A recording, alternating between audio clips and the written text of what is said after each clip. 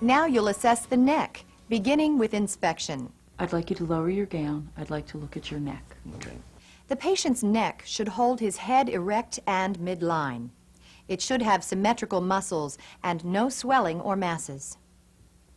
If you see swelling below the jaw angle, palpate this area to check for a parotid gland problem. Now assess the neck's active range of motion by having the patient touch his chin to his chest, turn his head to the right and left, tip his head toward his right shoulder and toward his left shoulder, and tilt his head backward. All of these movements should be smooth and I'd like you to painless. sit up straight, put your shoulders back. Next, assess the spinal accessory nerve. What I'm going to do Apply is resistance to the patient's shoulders as he shrugs them. shrug your shoulders. The shoulder muscles should be symmetrical and able to overcome your resistance. Now have the patient turn his head to one side as you apply resistance to the side of his chin.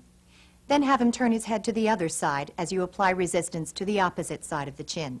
Note the contraction of the opposite sternomastoid muscle and the force of the movement against your hand.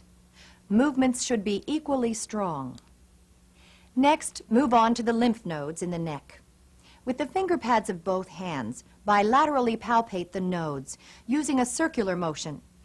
Palpate the lymph nodes in this sequence: preauricular, posterior auricular, occipital,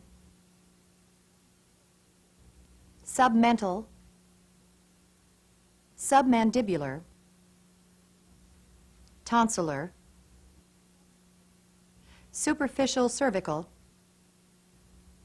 deep cervical chain, posterior cervical, and supraclavicular. Note the size, shape, consistency, mobility, and tenderness of the nodes. Be sure to compare one side to the other. Normally, the lymph nodes are small, soft, non-tender, and movable. If you detect swelling or tenderness, search for a possible cause. Now inspect the jugular veins using tangential lighting. With the patient supine and his head elevated 30 degrees and turned away from you, internal jugular vein distension may be visible. Observe the jugular vein pulsations. They should undulate softly and may decrease with inspiration. Note unusually prominent pulsations. Now, with the patient sitting up, identify the trachea by locating the sternal notch and sliding your fingers to each side of it. The trachea should be midline and symmetrical. Stand in front of the patient. Use the fingers of your left hand to push the thyroid gland to the right. Curve the fingers of your right hand between the trachea and the sternocleidomastoid muscle. Then ask the patient to extend his neck and swallow. Extend your neck. You should feel the thyroid move up and down as he swallows. Then palpate the thyroid gland from behind. Place the fingers of both hands on the patient's neck with your index fingers just below the cricoid. Palpate both lobes and the isthmus. Instruct the patient to sip and swallow during the exam. Note the size, shape, and consistency of the thyroid.